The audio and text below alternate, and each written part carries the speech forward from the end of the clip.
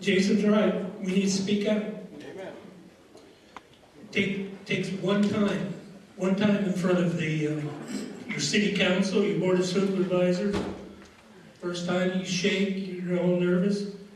Get up there and tell them if you have a problem with something or something they're doing isn't constitutional. Get up and tell them. Second time comes a lot easier. Okay, we're going to have the world famous Paul Preston. Famous Paul Preston. Here he comes.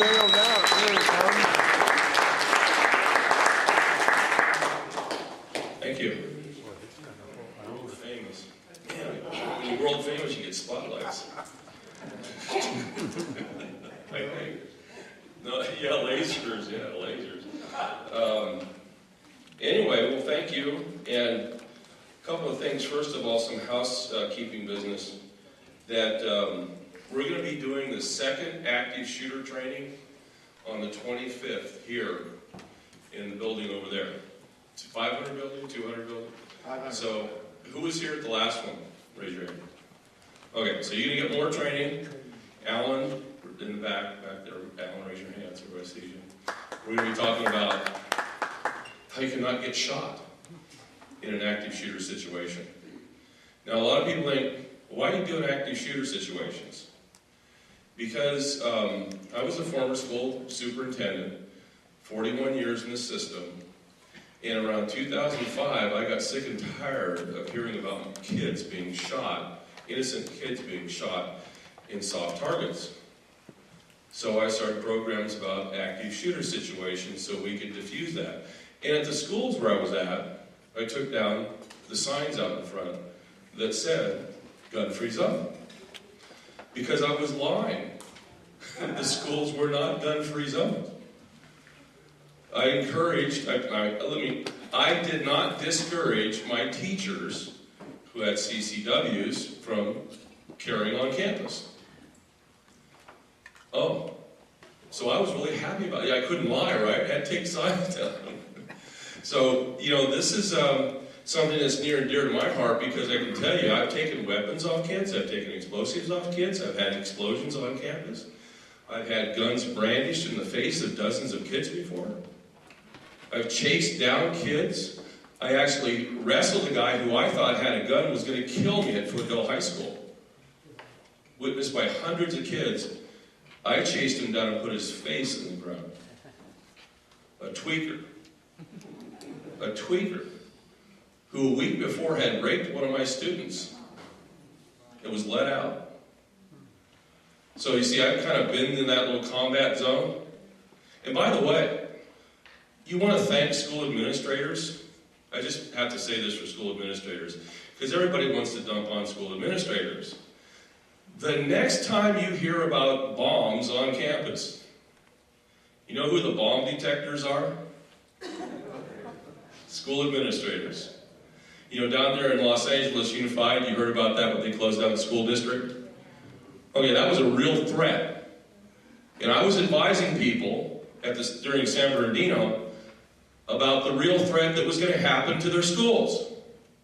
People weren't believing that schools were going to be the soft targets, high schools in particular. High schools at lunch. Hello, Columbine. Get it? Columbine was a test case, and they know how to get to the kids.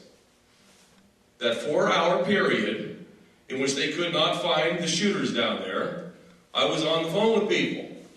They're going to your schools. And of course, with Farouk, what was he? Perfect plant. Health inspector. And what did he inspect? School cafeterias. In Rialto, one of the schools down there, they were a target. I mean, just some of the side stuff that goes on. But who scoured the schools for bombs? Custodians and bomb detectors. So I can tell you, I've done that many, many times. So when you hear about a principal or something like that, and you think, well, this guy's this, that, and the other, and you hear about a bomb threat at a school, guess who's going to be looking for the bomb first? The principals. and the system. I just had to throw that out there. So the 25th, please come out. We'll show you how to stop an active shooter. Okay. Any questions first before I always kind of open up for questions? Oh, on the 25th, 6:30.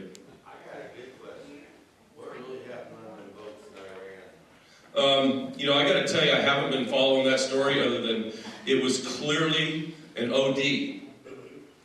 All right, so those of you that listen to my radio show, Agenda 21 Radio, which is playing right now on 1410 AM, it's the second hour of the show. I haven't really covered it other than I declared it an OD. An OD in Agenda 21 Radio land is called an Obama distraction. Get it? An Obama distraction. So they needed that distraction for a number of different reasons. I think it's pretty obvious that something went wrong, especially where they found the boats. I just looked at the maps the other day. But that's obviously what that was. So that they could kind of sink that deal and all that good stuff. One of the prisoners that hasn't been brought back is, what I find amazing, is the only Jew among the prisoners. The only Jew. So that ought to tell you. But how many of you have never seen or heard of my show before? Oh, never? Oh. Okay. Anyway. Okay. How are we doing, Wiki? You got it? One of them? Guess not. A couple of things. I'll tell you a little bit of history and you'll kind of get the drift of this. And Wiki back there is a big part of the history of Agenda 21 Radio. And over the last week, we were asked, Chris Street and myself, were asked because of the coverage that we did early on in the Benghazi situation, we were asked to go to the world premiere of 13 Hours. So last week we went to Dallas. I have not been back to Dallas, first time back in 10 years. I mean, it is a forest of big buildings. I mean, there's big buildings everywhere. In fact, we got lost trying to go to the big building in which we were trying to go to Monday morning. I mean, we were lost in a forest, a veritable forest. So we're driving down the street, down the freeway. We take a side street, and we're doing this Uber business. Never done, it was the first time doing Uber. Well, the Uber guy gets lost. It's his town, but he gets lost. And so the address that we got, which was the current address, you couldn't find in Google. Just one of those things that I said, is this common in Dallas? This happens all the time. And so we get, this is kind of an interesting story, but the guy that we were meeting with was the guy who actually provided the money for the movie. And his daughter, they're up in a big 16-story building, of the top story, she guided us in. And this is how she did it. We'll go under the freeway and turn left. And then when you get to the brown building, the second brown building on the right, turn right. I said, great. Okay, this sounded really good. It sounded like I'm lost in the forest. And she said, okay, when you get past the third on the left, turn left, and that's the building. I said, does it have an address? I don't know the address. But I can see you now because you're crossing the tracks. That was our direction. But in the meantime, I was on the phone with one of my friends who was talking to me about what was going on in Burns, Oregon. How many have heard of what's going on in Burns, Oregon? Okay, I came here 2 weeks ago and I said, I really didn't like the way Hammond did what he did by pulling that little stunt and taking over the refuge, because that's illegal.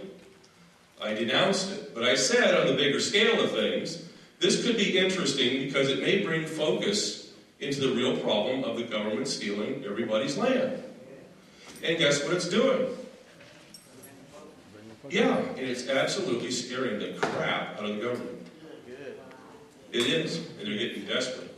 So, but in that cart, in that little traveling around, I was being given information from my double secret probation people. And they were telling me that they were retasking the satellites over Burns, Oregon. 2 of them. So that they can get correct thermal imaging on anything that moved around. said, oh. So I said to my friend, is the Army there? They said, yes. I'll stand on that. The United States Army, special operators, they are not National Guard special operators. Let's get that clear. National Guard will not take it on.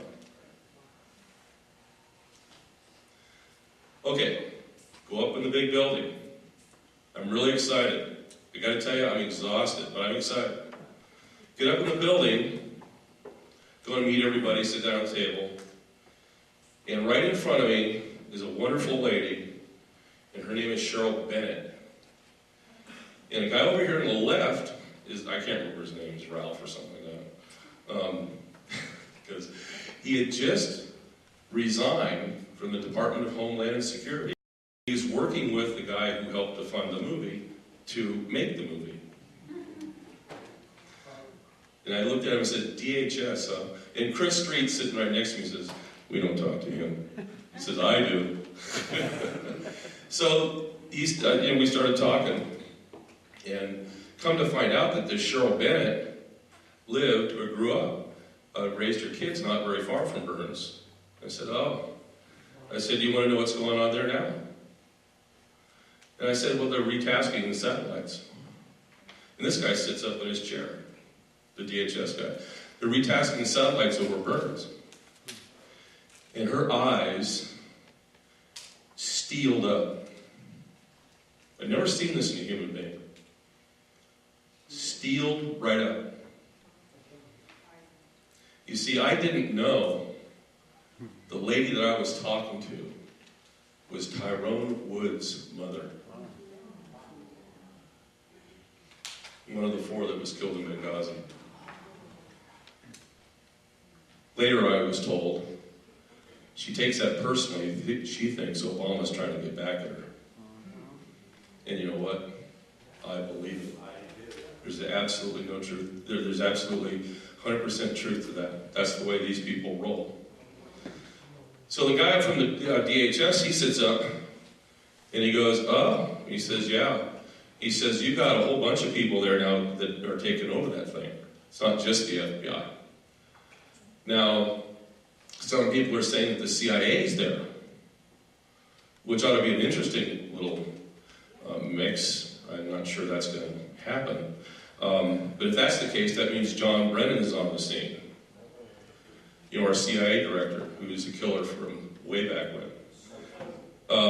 Anyway, but Mrs. Burns, or Mrs. Bennett, said that Tyrone grew up just about 70 miles away from Burns, and they're very, very familiar with Haney County. That was part of their county.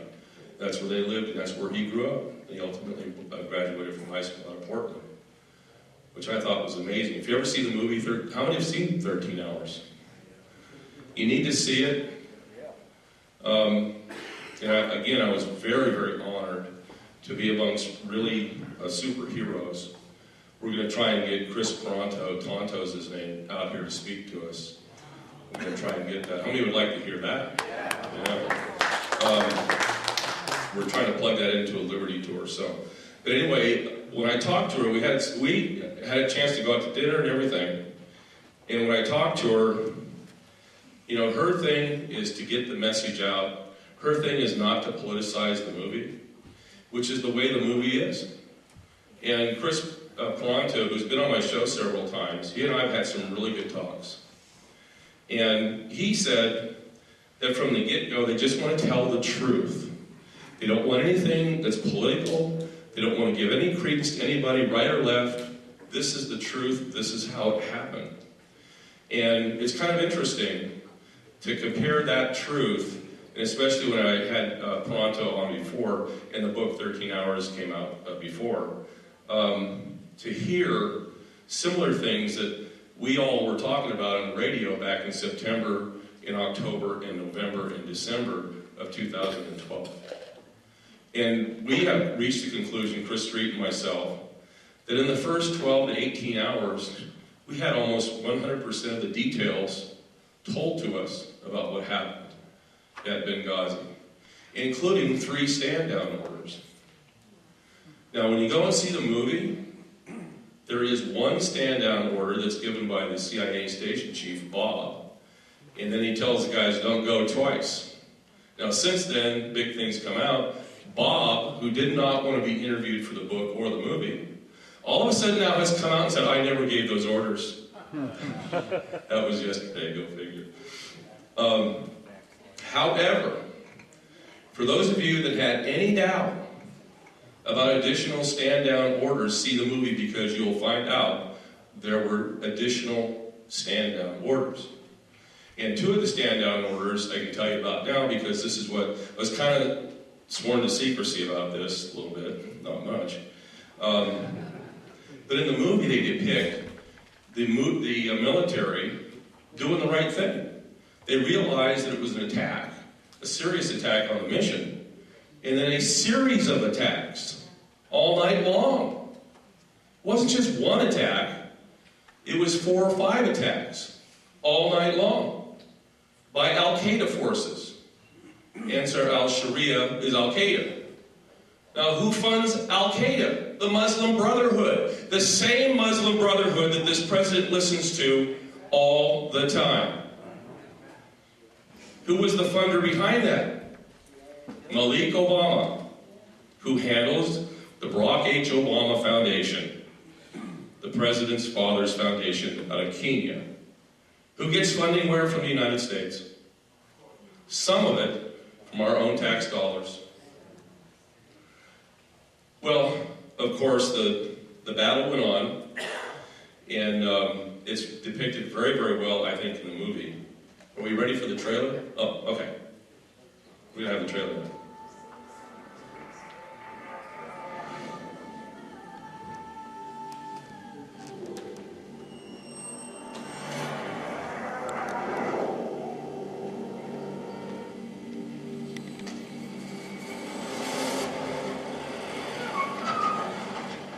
Libyan visa. Official. Photo off and inspection. Sorry, sir, I can't do that. Photo off and inspection. How long will you die for your country? I'm gonna go right here, right now.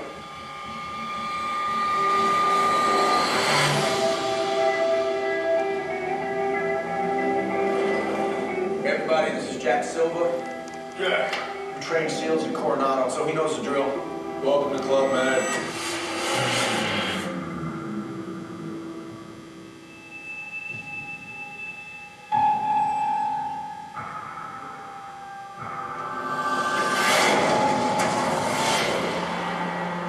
We need immediate assistance. We are overrun. State's under attack! Let's go, man! State's under attack! Let's go! We gotta move! If you do not get here soon, or you're all gonna die. We have a U.S. ambassador at risk. The ambassador is India's safe haven. You're not the first responders. You're the last resort. You will wait. None of you have to go. But we are the only help they have.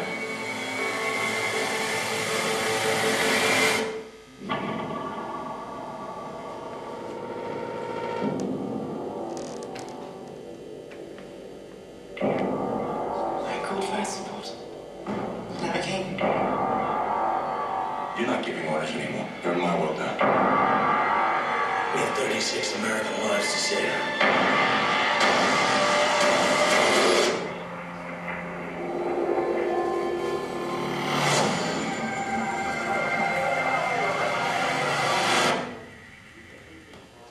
Yeah, the guy talking, the driver of that vehicle was Tyrone Woods, who turns out to be a big hero in the movie. Just another cool thing. But it was overrun. They requested help right away. Hicks, if you see Hicks's testimony and stuff like that, he was the guy in Tripoli who was requesting help. It never came. The military did the right thing. They spun everything up. They had aircraft prepared. They had men on board. They had rescuers in place. They had fast teams. They were ready to go. The movie shows that. For the first time, they showed that. So, and then they just let the movie lay. Like, whose responsibility could it possibly be? Well, I can tell you that the stand-down order, well, there's a couple of things going on. There's now linkage for the first time it came out, and Cheryl Atkinson did this January 10th. And you go to our website, we have all the videos and so on that you can see.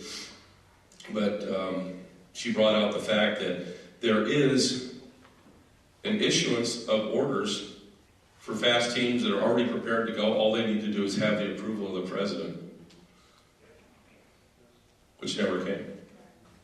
We're waiting for the other ones to come out from Larry Klayman. There's two of them that says the president tells everybody to stand down. Just waiting for that one. But this is a problem now for Hillary Clinton. It's in her world. Benghazi is in her world now. And this is a good thing. This is a very good thing, a good, healthy thing for this country.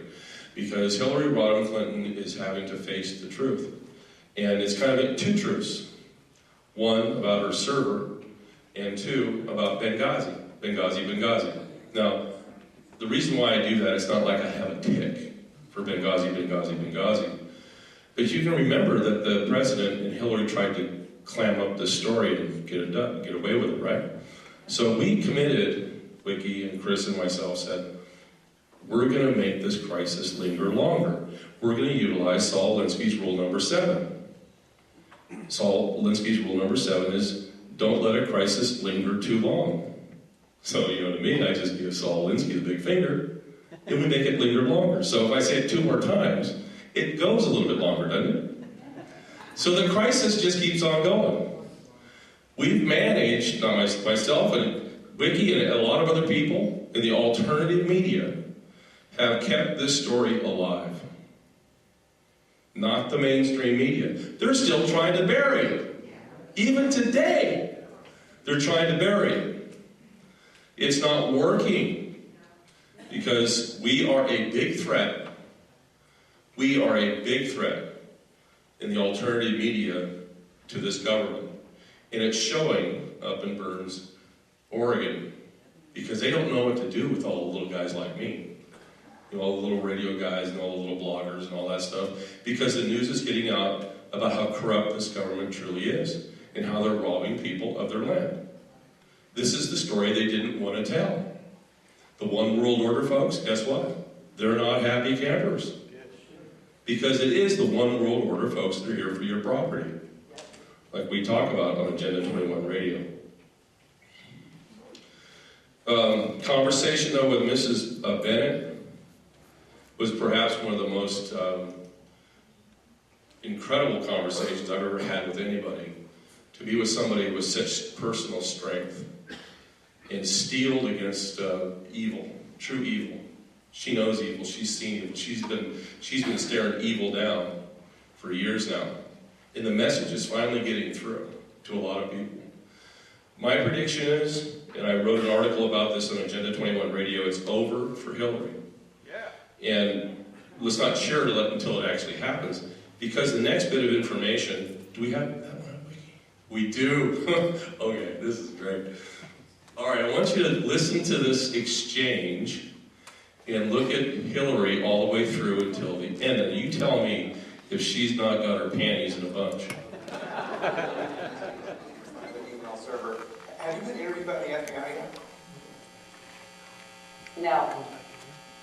You haven't. All right, Secretary Clinton, thanks so much. Really appreciate your time. Good luck with the debate tonight. Thanks, Jake. You know, I've learned over the years to watch people's body language, and I think she's really, really bothered by that. I think she's really, truly bothered by that whole questioning there by Jake. Who thought Jake Tapper would do something like that? Did I say Trapper? I'm sorry. She was really unhinged by that, you can tell. Because that investigation is now bumped up a couple more levels. The latest dump of emails, and the latest count that I have from the FBI, is that they have over 3,000 top secret and classified emails that she had on her private server. Now, having that on a private server is a felony. Each one is a felony. So whether or not the FBI and Comey and all those guys are going to get together and they're going to go out and they're going to say, look, we got a charger, I don't know. But I can tell you one thing, she's worried about it. And so are her donors. The big donors are moving away from her. Her staff members are starting to find themselves in disarray. And if you take a look at her statistics in terms of going into Iowa and also New Hampshire, she's just been going down, down. And then last week on Wednesday, boom, 4 different sources show her just precipitous drop. That's foretelling something. So look for Joe Biden and Jerry Brown ticket. I think it's kind of funny, but, you know, Tom, you had a question? Well, I got a statement. If Hillary weasels out of this, then it will surely clarify how bad the FBI is. Well, it will clearly clarify the lawless nature by which this government has been moving and how the one world order people have real control. That's what it will. I got a question. You know Chris Ann Hall Right. went to Burns, Oregon? Right. Have you heard any feedback on that? I have not. Before the meeting, I did try and look in the website, but I just didn't have enough time to check it out. But Chris Ann Hall, here's the other thing. Talk about learning about the Constitution. Little side note, when I was approached at the last Liberty Tour to make contact with the people in Burns, saying I could probably help them because we played a really, really big role in what happened in Josephine County at the Galeese mine.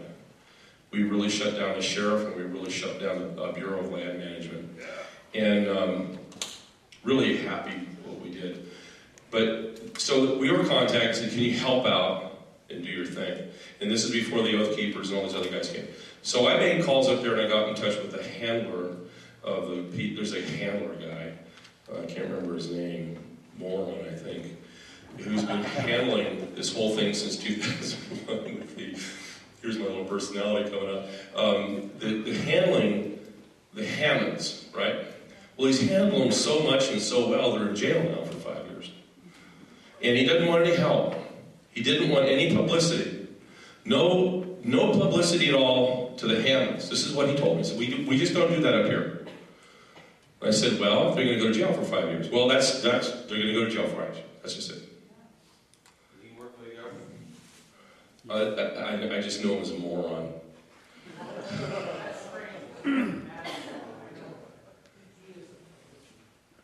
Who? That's not an, it wasn't an attorney. He's. One of the Hammonds attorneys named Larry Madison. I know pretty well. He is publicity. Well, this isn't the guy I was talking to. This was the guy who's been on the ground, who's been handling it since 2001. It's apparently some sort of personal friend that they trust. And I'm saying you shouldn't trust this guy, obviously. So I kind of backed off a little bit, figuring out, first of all, they're not wanting help and they're not going to ask for help. But then the Bundys come in and they stage a day of protest. Now, this is important to understand what's going on here, the dynamics. The ranching community, farming community, they don't want help. Why? Because they know how to do it on their own, right? Solve the problem with the government on their own. Obviously, the big picture, and I kept trying to tell this guy, there's a big picture going on. Did you know they're doing this in other parts of the country too? And I said to him, how many hundreds of ranchers have gone out of Haney County? You know, kind of like the Clive and Bundy thing, and I still didn't want to have any part of it. So Bundy shows up, they had a day of protest, and he does the whole thing with taking over the refuge. And now Chris Ann Hall has caught on to a couple of things. Because the people up there don't know the Constitution. That became painfully evident. They don't know their constitutional rights. And Chris Ann Hall put out a video, it's out there, about what saying basically what I was saying 2 weeks ago, that not a great idea what they did, but now that they've done it, we've got legs. We can take this to the next level from a publicity standpoint and tell the country. And boy, I can tell you the feds don't like it. Mr. DHS guy here was telling me, feds don't like that. They're going to be people are going to find out what they're doing. And then I said, what, revolution? No answer. He doesn't want to get into that. But I'm going to call him my DHS buddy on my left now all the time. But, so Chris Ann Hall was invited by the people of Haney County. Harney? Gosh. All right. Haney for me, Harney for you. Okay. Harney County. She was invited. Let's take two. She was invited to Harney County to go up and give a couple of days seminar on the Constitution. And you know what we found is that the people are thirsting for the Constitution because they don't understand it. And one of the guys who doesn't understand it is Sheriff Ward. Because you see, Sheriff Ward has an almost similar, identical background as the sheriff who was in Josephine County. Not a constitutional sheriff, even though he was elected. But the guy Ward was appointed, and he has no idea about his own constitutional authority. So I was kind of chuckling when they said that they're going to bring in a federal judge and 2 federal marshals to bring back the constitutional authority of Harney County. Kind of right. And I thought to myself, it doesn't work that way. Did I say Harney right? Okay, Harney. So I cracked up and I said, I was talking to a guy the other day on the radio, guy with, what's his name? Alex Jones. And I said to him on the radio, I said, let's try and figure that one out, how these federal judges are going to try and, this federal judge and the marshals are going to bring in constitutional authority to a county. Yeah, he can't. Bob's over here agreeing. He can't do that. Who brings it back? The sheriff and the people. The people. So last night and tonight, Chris Ann Hall has been up there in Harney County teaching about the Constitution. And I thought to myself, what better dose of the Constitution could you get from anybody like Chris Ann Hall? And so now they're learning about the Constitution. It's almost like the spread of communism. It's constitutionalism. So she's up there doing that, and I think that we're going to see a lot of things change up there. The military is involved. Those satellites were tasked by special operators. I do fear for them, because anytime, and I know that Dave Hodges, if you listen to Common Sense Show, Dave's been on my show, I've been on his show, he's got a really, really good piece out about the ranch situation and what he thinks the players are. He says the CIA. I know for a fact there's other operators too. But if that's the case, then John Brennan's involved and he will kill people. He will. That's why he retasked all those satellites. So that's the world we live in, folks. That's it. If you think these characters are here to just play around with us, they're not playing. And I just want to bring you that good news. And I think there's a lot of really good things that have happened over the last several weeks. And they're befuddled. This Hammond thing has got them really befuddled. Hillary Clinton is back on her heels. You never know, we might just pull this one off. In fact, I know we will. Tom? To bring the military into Harney County is a total violation of the Posse Compromise. Okay, let's get over this, folks. I just want to get you over this. I want to get you over this. Play in my world. They don't care about you or your rights or what the Army can do or what anybody can do. They don't care. These are totalitarians. This is it. And they're going to continue to put this out on the table. And the only thing that reveals the truth about them is us continuing to talk about them. They hate it. It's a wonderful thing. They hate it. Dave Hodges has been trying to interview Ammon Bundy for about 2 weeks. He finally gets an interview, and they shut all of his equipment down during the interview. The DHS does. And they shut down all the communications in the refuge at the same time the interview's happening. You see, they're trying to shut it all down. They're not getting through. That's why it's so important when I say on the radio show, stopping totalitarianism, one person at a time. You transfer this information to other people, and guess what? More people are going to believe you now than ever before, aren't they? They're absolutely going to believe you now more than ever before. Any other questions? Everybody, it's early. Gosh, I could talk for another 2 hours. Actually, Paul, it's on time this time. It's what? Actually on time this time. Oh, no, what's wrong with this picture? Yeah. Tony? The judge was going to lay some ridiculous fee to those people not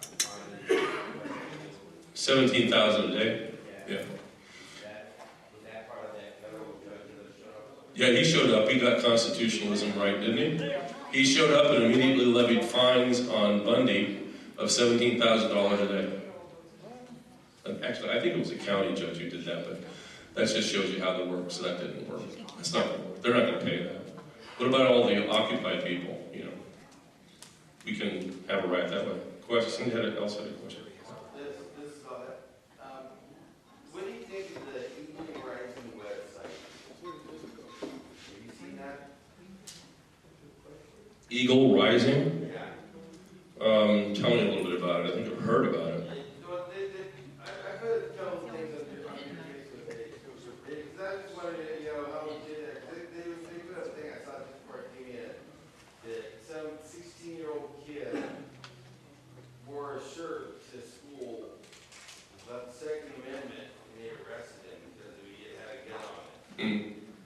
And, that's well, I know it is. That's what our penalty of a white kid with a gun on his shirt gets arrested, and a bomb kid gets to go to the White House. Right. Well, that shows you how twisted it is. And one of the things that I think Pastor Dave was saying, and I'll definitely say, you believe in keep your faith, because your faith is your moral compass. And all this stuff that's coming down, especially in the schools, this is all a distraction. They're definitely trying to break the culture down. This is part of what they're trying to do to us. And the more we catch on to these cultural attacks on us, the more we can face the distractions. We have to see what they're really trying to do. And that is where they're trying to usurp any kind of legal authority from us, like trying to take our land or something like that. And the BLM, this shows you how disjointed the BLM is. When we were doing the Josephine County thing, we heard that from, what's his name, Jason Rhodes, Oath Keepers. He was telling me that they were getting information that the BLM was destroying all the records in Josephine County, in Medford, Oregon, and so on. Actually burning documents. I thought, God, this is like out of a spy novel. Well, the same thing is happening now in the Burns area, in Harney County, that the BLM is supposedly, and it's been reported now, these reports that came into Josephine were legitimate because they had two whistleblowers with the BLM come forward and present the documents that they were trying to destroy to the Oath Keepers. Oops. So if they're trying to destroy those documents, who are these people with the BLM? Who are they? Are they our government? Yeah, they're bullies. They're bullies, thugs, and punks, as I call them. Horrors for your paycheck. Yeah, maybe that too. Any other questions? No more questions? Okay, well listen, thank you very much for being here. Am I closing it out, Bill? I guess I am. Thank you very much for being here. And you can listen to the radio show, 1410 a.m. And go see the movie 13 Hours. And please feel free to email me, Paul, at agenda21radio.com. And also visit Saturday Morning Breakfast, because we have a lot of good things to talk about there. Thank you, Paul.